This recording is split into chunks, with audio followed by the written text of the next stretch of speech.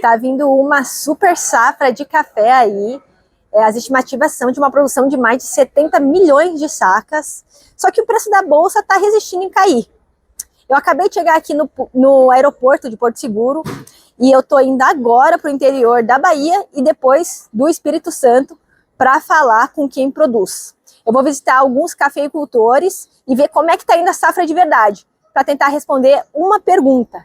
Será que o preço do café vai cair ou não?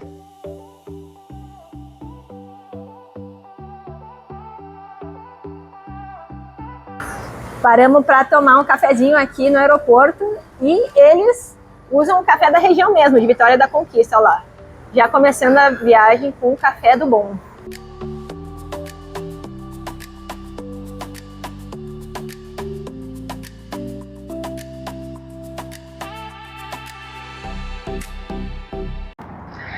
Aqui eu parei rapidinho numa plantação de café Conilon, né? Tem o café arábica e o café robusta ou Conilon.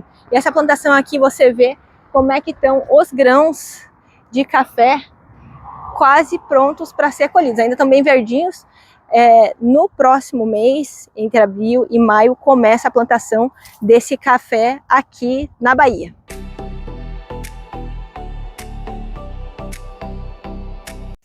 A gente está com o Anderson aqui, que é um grande consultor de café no Brasil, e numa plantação de café Conilon, que ele vai explicar qual que é a expectativa para a safra para esse ano. Bom dia, Carol. A todos que nos ouvem, a gente está aqui numa plantação de café Conilon, no extremo sul da Bahia, bem próximo do município de Eunápolis. E a expectativa, segundo o Departamento de Agricultura dos Estados Unidos, são de 21 milhões de sacas de Conilon, juntando com o Robusta também, produzido em Rondônia. E a Conab são 22 milhões de sacas. No entanto, a Coabriel já divulgou que vai ter uma perda na região aqui e a expectativa é uma perda de 15% em volume. Isso traria o volume de Conilon para algo em torno de 18 ou 19 milhões de sacas. E isso faria reduzir a nossa expectativa de produção, juntando Conilon e Arábica também. Segundo a Conab, são 66 milhões de sacas. Se a gente descontar os 3 milhões, a gente volta para 63, que é quase o que foi produzido no ano passado. No entanto, tem estimativa mais otimista aí que pontua quase 76 milhões de sacas para a safra 26-27. Legal, então se tiver realmente essa quebra de safra, aí é pressão altista para o preço do café, né? A gente teria nesse contexto uma pressão altista para as variedades Robusta e Conilon no médio prazo. Se isso acontecer, a gente ainda tem o frio previsto para chegar em julho e a gente ainda tem reposição de estoque para acontecer, que não aconteceu ainda. Então, a gente ainda tem fatores altistas de curto prazo. Mas quando a safra chegar, aí a pressão fica baixista para os preços.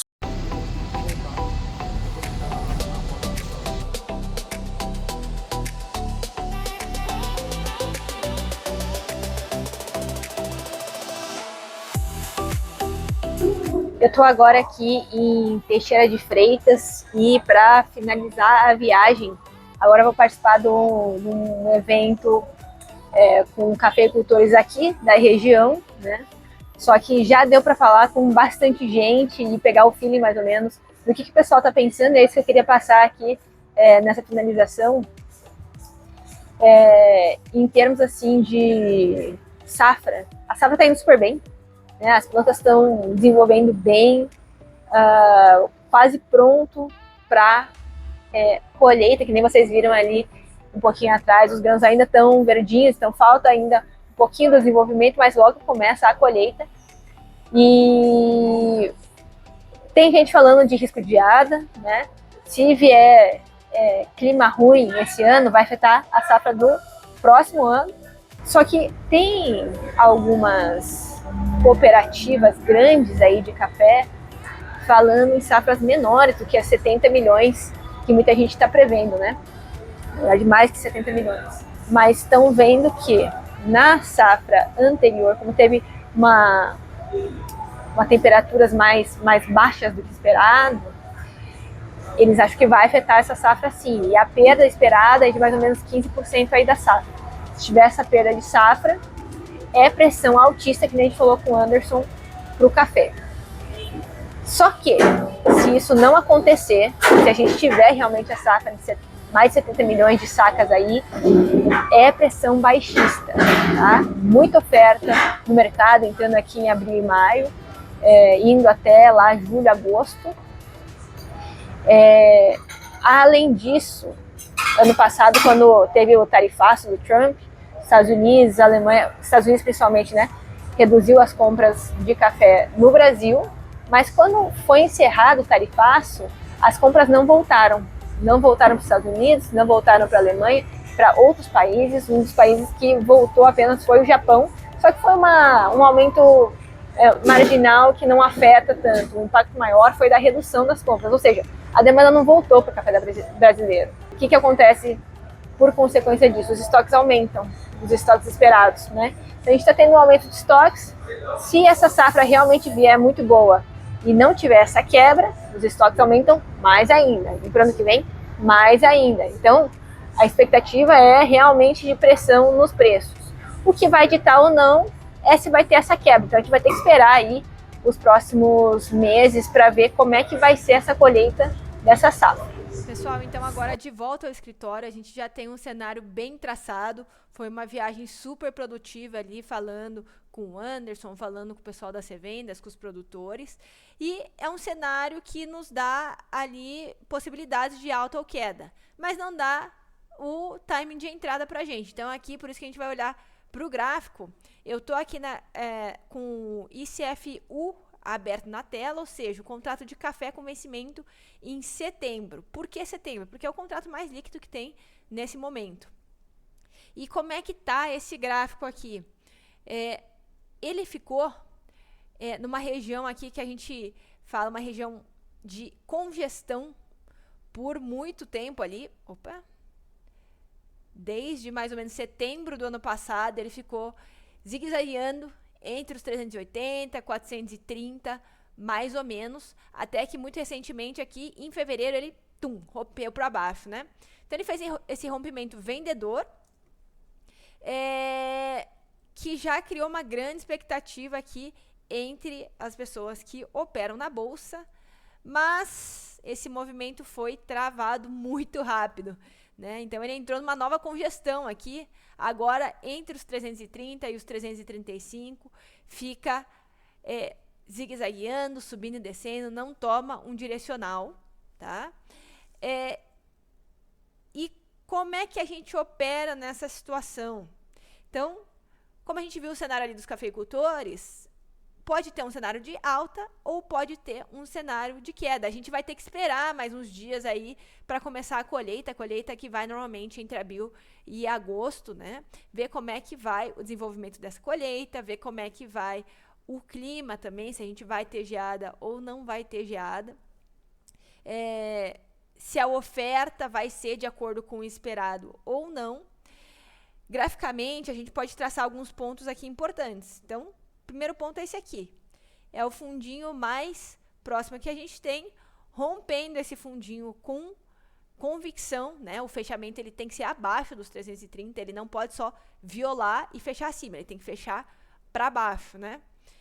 Pode ser um sinal de entrada para quem está com o cenário vendedor mais forte, né? E cada um vai traçar o seu próprio cenário. Quem estiver com o cenário vendedor mais forte pode entrar nesse rompimento. A gente está vendo que está tendo defesa nessa região aqui nos últimos dias. Já quem está com o cenário de compra mais forte, aí é esperar primeiro romper os 355 e depois os 366 para tentar fazer uma entrada com um gatilho de força, tá? Então, se de repente entra alguma sinalização de oferta menor ou clima ruim, esse contrato ele tem um potencial de subir rápido, tá bom? Se não, aí é linha reta para baixo, que a gente pode esperar desse contrato. Por que a gente está olhando o U? Se a gente for aqui no nosso aplicativo do Commodities em Foco, a gente pode ver aqui, ó, que o contrato U26 é o que tem maior liquidez na bolsa nesse momento. Apesar de que o contrato principal para sazonalidade de baixa do café ser o contrato de julho, né, ICFN26, ele não tem liquidez, então tá vendo que ele nem aparece aqui. Em segundo lugar, o contrato que tem mais liquidez é o K, o contrato de maio, depois o contrato de dezembro e depois só 2027. Ó, veja que o setembro de 2027 já começa a aparecer aqui nesse gráfico. Então, é o nosso contrato mais líquido para os futuros. E para as opções, olha que interessante aqui que a gente pode analisar. A gente tem uma relação das calls com as puts bem favorável para as calls, no caso, né? Então, o que isso quer dizer? A maioria das pessoas que comprou opções, comprou olhando para uma alta. Então, estão se posicionando para alta. Quem já vendeu as sacas a termo aí e quiser participar de uma possível alta, isso aqui é uma estratégia que se faz usando opções, né? Então, você já garantiu a sua relação de troca lá no físico e quer eventualmente participar de uma alta, fazer uma operação com call pode ser uma boa alternativa. Agora, se você não vendeu as suas sacas ainda e quer se proteger contra a queda, então fazer pisos de preço, aí a gente está olhando para as puts. Mas aqui a gente pode ver como é que o mercado financeiro está se posicionando. Nesse caso, muito mais para alta do que para queda. Beleza? Então, esse é o cenário do café. Ficou claro aqui que não temos ainda um direcionamento muito claro. A gente vai ter que esperar os dias passarem aí para ver como é que o mercado vai se posicionar e como é que vai ser a colheita e o clima. Aí, se você opera na Bolsa de Valores, você pode criar uma estratégia aí e se posicionar. Agora, se você não sabe como criar uma estratégia e quer aprender a operar commodities com a gente, aí você pode entrar para o nosso grupo Commodities e Foco, que inclusive tem acesso aqui a uma plataforma exclusiva, cheia de dados, tanto do mercado financeiro de commodities, quanto do mercado físico. Então, ó, uma plataforma inteira aqui para o Commodities em Foco. Aqui a gente vê opções, vê futuros, tem também os artigos escritos pelo próprio Ale de Lara, quando saem notícias aí, o Ale escreve artigos de geopolítica, milho, soja, trigo, fertilizantes, tudo que for relacionado a agronegócio, geopolítica, mercado internacional. A gente também tem páginas de cotações em tempo real de commodities agrícolas, energéticas, metálicas, softs, né? Prêmios de exportação, preços de fertilizantes, preços de fretes. Então, realmente é uma plataforma super, super completa. Se você quiser saber mais, clica no link que eu vou deixar aqui na descrição. E por esse vídeo é só.